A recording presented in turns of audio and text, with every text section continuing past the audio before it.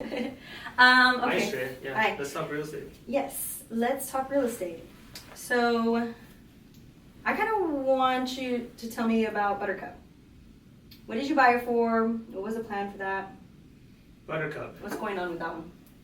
Yeah, so that's a house in Kyle Mm-hmm. that we bought direct from the seller. We paid around, I can call it $90,000 on that one. Wow, how'd you get that good a video? We found a seller that wanted to sell a batch of houses to a cash buyer. Mm-hmm. She didn't want to do them separately. She didn't want to do them like a typical listing on the market. Yeah. She just wanted to sell all of it, and she wanted it to be really easy. Mm-hmm. So we came up with a price for all of them. But that's why she sold it to us. It was an investor who had built a portfolio over a few years, was looking to move away, and just she wanted to sell.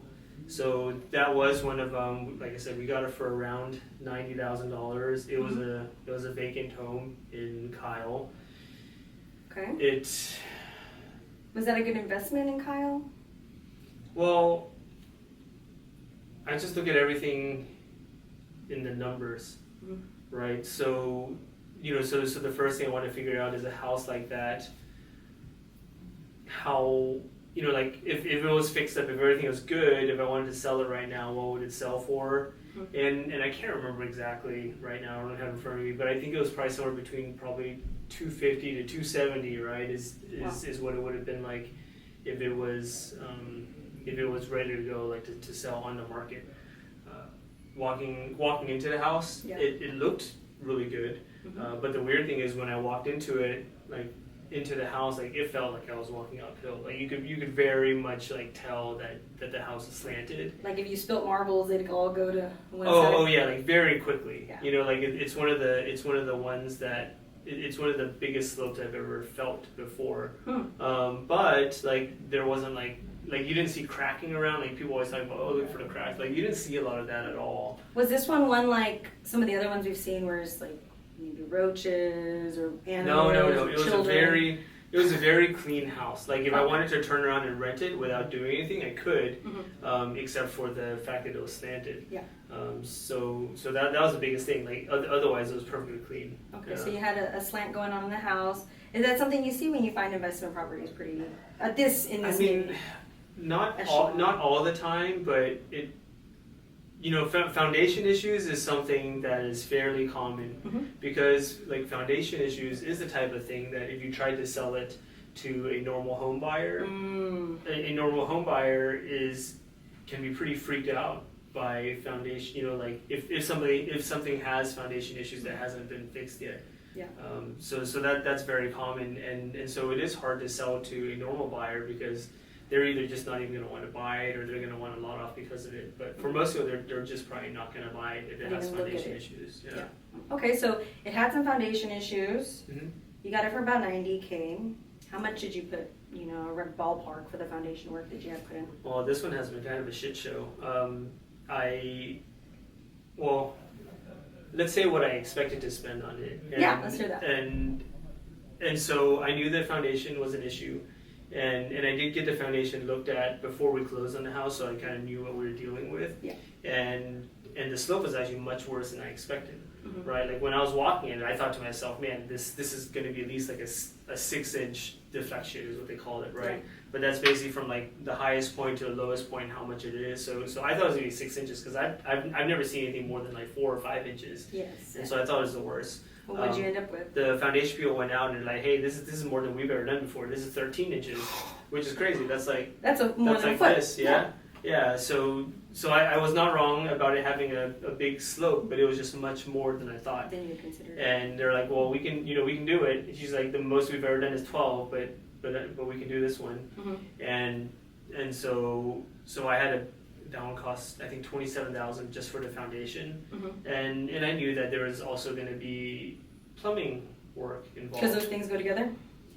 Often, yeah. Like if you're only if it's only 2 inches off and you move it, then most of the time you probably won't have it. I mean, there's still the risk is always there. Of course, yeah. But but if it's a newer home with PVC and you're only shifting like an inch or so, you probably won't have it on this one. Like as much as they needed to move it, like it was probably going to have issues.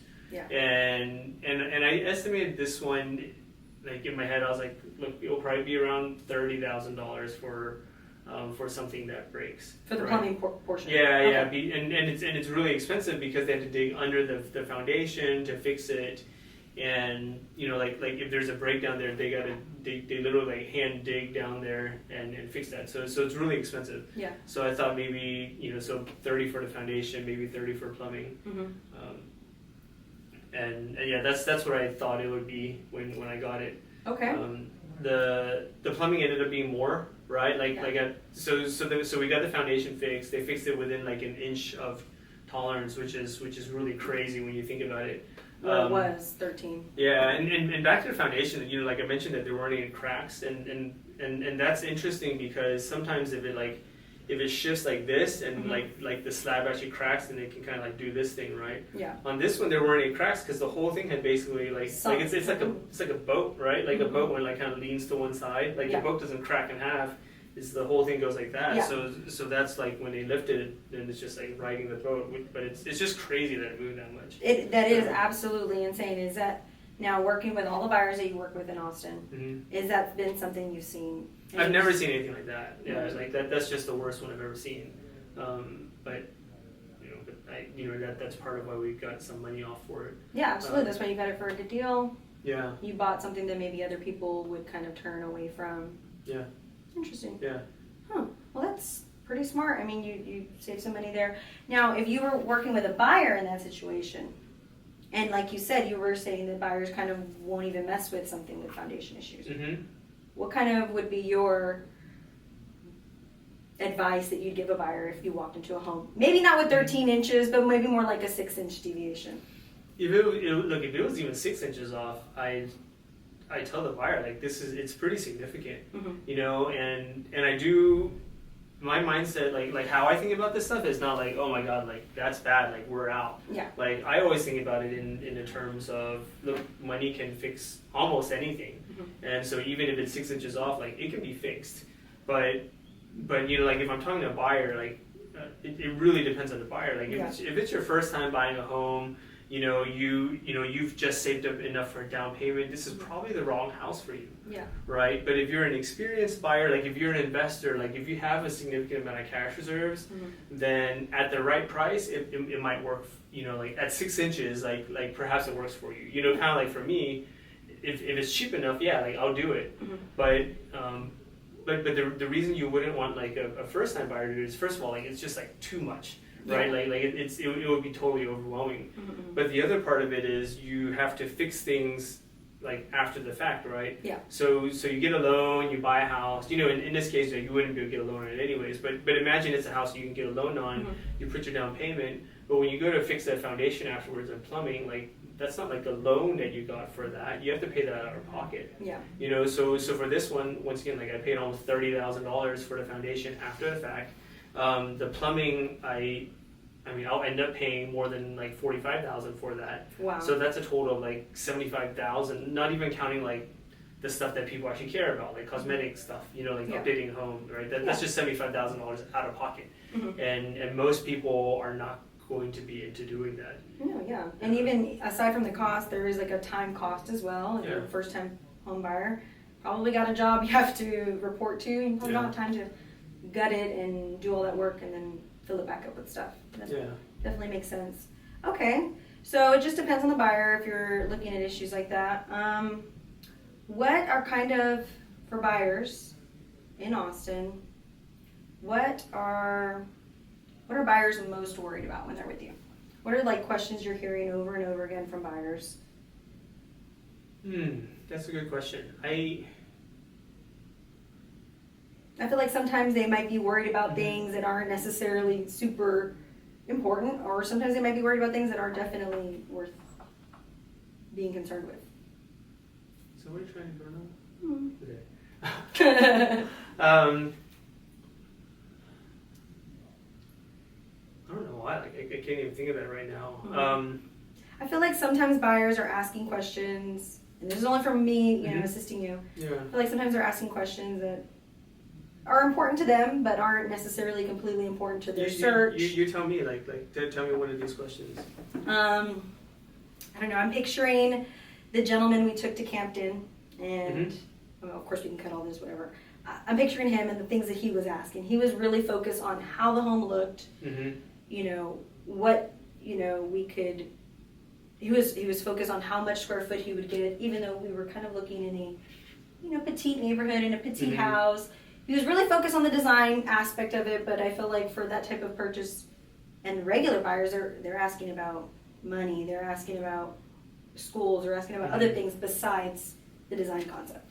Well, like for first-time home buyers, a lot of it comes down to money. Like once again, if it's that person who just saved up for a down payment, absolutely. There are worries about that, and one of the nice things about getting when you get a home, you're usually going to have like a 30-year fixed mortgage. So while people don't like the fact that interest rates are higher than they were a few years ago, it just kind of is what it is now, right? Yeah. And if you can afford it at a certain rate, then that's fine. And that's a good thing about it is that part of it is just fixed for if you really wanted to be there and have that for 30 years, that the interest, the mortgage payment part of it is fixed. Yeah. There are things that will go up, like your taxes can go up over time if the property goes up, and your insurance can go up. That's too. my next thing. I know insurance is a big subject here in Texas. There's a lot of conversation about it. Yeah. So insurance does go up, and if you look at it at an annual level, I don't even know how much has gone up, maybe 50% or maybe even even more over the last few years. It doesn't make it actually doesn't make that big of a difference though, because if it goes up from $2,000 to $3,000, that's actually less than $100 a month. That's not that big of a deal. So that's the smallest part of the payment. So yeah, that's not a big thing. Taxes do go up over time as your house goes up in value. Okay. So that's something that they have to anticipate. But once again, the nice part is that mortgage rate is fixed as long as you want it to be.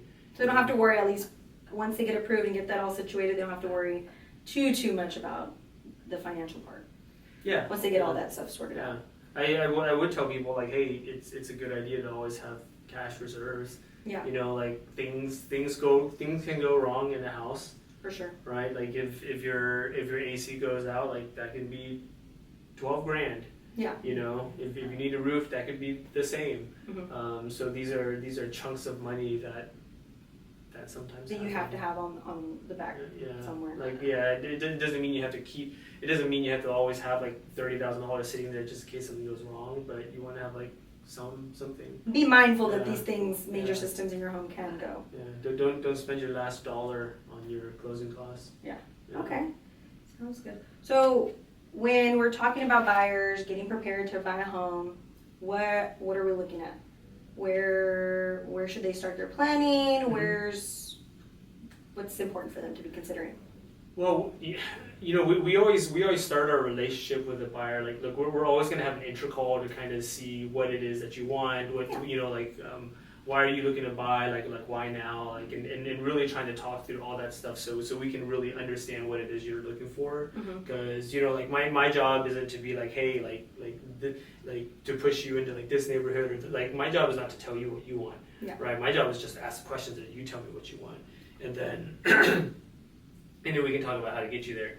And then earlier we talked about lending. That's going to be one of the first things. I'm going to say, look, if you haven't done a pre-qual with the lender, have a talk with the lender. Send them all your documents so they can tell you what you qualify for, and they'll tell you what's the max that you qualify for. You don't have to spend that. Yeah. If they say you qualify for $500,000, if you want to lower down payment and you want to spend $400,000, that's perfectly fine. And you'll support that. Yeah. I don't care what you're looking for. I only care what you care about, right? Yeah. But getting that in line up front is pretty helpful. And then and we always like to figure out what are your what would be like a need Mm-hmm. for you, or you could call it like a non-negotiable or something. For some people it's like, look, I gotta have a yard. Yeah. I've got dogs. Yeah. That's the easy one. Almost every house here has a fenced As a yard. dog. Right, Cool. like, or like some people might be like, oh, I need 4 bedrooms instead of 3, or I need a garage, like whatever that is, like, we'll have a couple things that we know we actually have to hit, Mm-hmm. and then you have a handful of things that are like nice to have, Nice right? to have. Yeah. And we'll go out and see what the options are. What are some good nice to haves? Some good nice to haves. Let's say for you. For me, a nice to have, gosh, I'm like super non-picky with houses. So I'm like, for me, I like having a nice location. Yeah. That's the investment. I want it to be convenient. Well, like location. Well, so I mean, There you go. Here we go. Like when people say something, it's also our job to dig into that and see what that means. Because like if you tell me like, hey Greg, like it needs to be in a nice location, I have to then say, what is that? Like, what's a nice location to you? Yeah. Right? Because nice location means a different thing to different people. Like, what does nice location mean to you? Green space in the back, maybe close to some water, no neighbors around, you know? Yeah, for me, like I want central. Yeah. Yeah, that's what I want. I want it to be close. I want it to be close to the highways. I want it to be easy for me to get everywhere. Uh-huh. Like you can see right there, like Big nice difference. location means like a completely different thing for you and me. Absolutely. Someone else, like nice location might mean like hey, goes to a certain school or is in like a suburban area or whatnot. So really we once again, like, it's your job to kind of pull that out. It's what you want. We just have to figure out what that is. Yeah. Okay. So when you have a new buyer, what are those questions? Like, what are those questions when you're trying to figure out what they're needing? How like I prefer to keep that as open as possible in the beginning, right? So I'll ask. I'll be like, look, what's your ideal home? And then you'll start telling me, right? Like if you need more space, that's going to be what you lead with. If you want like a specific location, that's going to be what you lead with. And really, we're just gonna take it from there. Yeah. Cool. And then as you see more houses, they'll start to eliminate or go in a certain direction. Yeah. Ideally, we can ask enough so that we can narrow it down pretty well. And most of the time we can. You can narrow it to like a few locations and a certain type of home in that location. Excuse me. And then once you go and you start looking at them, like pretty quickly you'll figure out where they're like what they're thinking on these things, and a lot of times you might even figure out that something that they said was really important to them is actually not that important to them. Right? Yeah. Like if somebody says like schools are super important, but all of a sudden you're like showing, like you're wanting to see cute houses over here where it's got lower rated schools, and I mentioned that and you don't care, then maybe what you originally said is important is not that important to you. Yeah. Maybe there was something else in that kind of somewhere in there lost that was more important. Interesting. Okay, I got a good one. How do you hard sell a buyer at a house? How do I hard sell a buyer at a house? Gosh, This is to set you up. Yeah. I'm probably like the softest sell person ever. Like I really don't hard sell anything, but I'd say the one thing that would kind of be a hard sell, and I'll tell people also like upfront when we meet that we're gonna do this, but like at the end of most showings, I'm gonna ask them if they want to put an offer on the house. And once again, like I'll have prepped you, like I'll have told you, like, hey Estrella, like expect that I'm going to ask you at the end of each showing, like if you want to put an offer on it, and I'll expect that you're going to say no, like every time except for one, right? But that's and I'm not doing that to like, as you say, hard sell. Like I'm not trying to like sell you on that house. Yeah. It's like I'm just do that to just so people understand that when we're out looking at homes, we're not just out. We're not just out touring stuff to spend a day touring homes, right? We're out to look for a house that's for you. So the only reason to ask that is to put people in a decision-making mode. Like that. Yeah, so they can say no all day. That's totally fine. If you say no, I'm gonna say cool. Like if you haven't already told me like while you're walking around like why you don't like the house, then I'll ask you like what like if I really thought you'd like the house and you say no, then I'm gonna be like, well, why? Like what is it about this house that makes it a no for you? Yeah. Right. And then we can make sure that that's not in the next house we go look at. And we're not just looking at a bunch of houses and getting tired from decisions and too many options, all that good stuff. Yeah, we're always trying to narrow it down to what it is that you want. Yeah, that makes sense. And then also, revisiting what they're looking at and getting their kind of view and not just letting it kind of go. I can see that being beneficial. I'll pull up the rest of my questions. Let's see what we got. How does one make an educated offer on a home? I think if you want to take the big things, the first one, the big things is first just looking at the comps and seeing how this price sits versus where you think it should sit, right? Like there, our market, there's rarely stuff that's so simple that you can say like, hey, this house should be this price.